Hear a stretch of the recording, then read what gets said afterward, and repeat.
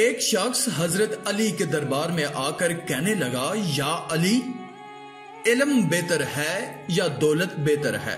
آپ نے فرمایا علم بہتر ہے، کیونکہ علم انبیاء کی میراث ہے جبکہ دولت قارون کا خزانہ ہے۔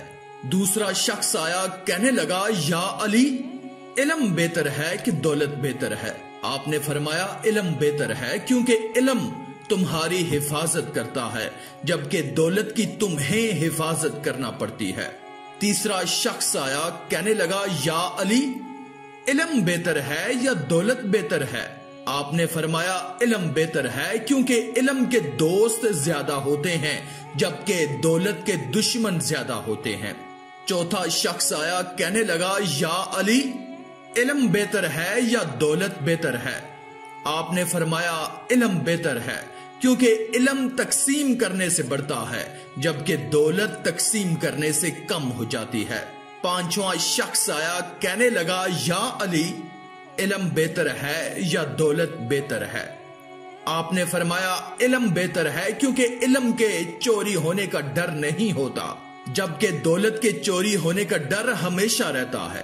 چھٹا شخص آیا، کہنے لگا، یا علی، علم بہتر ہے یا دولت بہتر ہے؟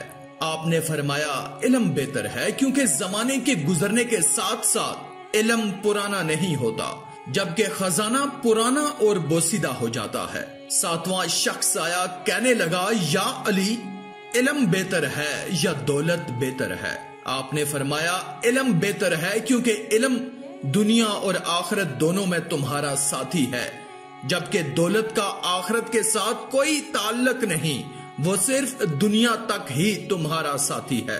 ساتھ میں بیٹھنے والے لوگ حضرت علی کو حیرانگی کے عالم میں دیکھنے لگے۔ ایک ہی بات پر سوالوں کے انبار لگے ہیں اور ہر دفعہ مختلف انداز میں سوالوں کے جواب دے رہے ہیں۔ اتنے میں آٹھواں شخص آیا، کہنے لگا، یا علی، علم بہتر ہے یا دولت بہتر ہے؟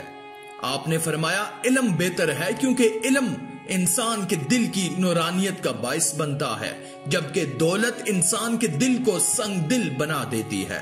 اتنے میں دسواں شخص آیا، کہنے لگا، یا علی، ایک سوال پوچھنا ہے۔ جی پوچھئے، کہا علم بہتر ہے یا دولت بہتر ہے؟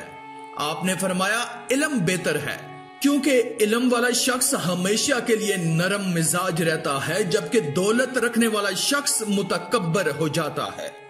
اب جب سب لوگ خاموش ہو گئے، کسی نے بھی اور کوئی سوال نہ کیا، تو سیدنا علی المرتضی شیر خدا بولے، لوگوں، اللہ کی قسم، قیامت تک لوگ مجھ سے یہ ایک ہی سوال پوچھتے رہتے تو میں قیامت تک اسی سوال کے مختلف جواب میں علم کو دولت پر فوقیت دیتا رہتا۔ دوستو، سیدنا علی المرتضی شیر خدا کے علم کا اندازہ نہیں کیا جا سکتا، تو پھر نبی کریم صلی اللہ علیہ وآلہ وسلم کے علم کا کیا مقام ہوگا؟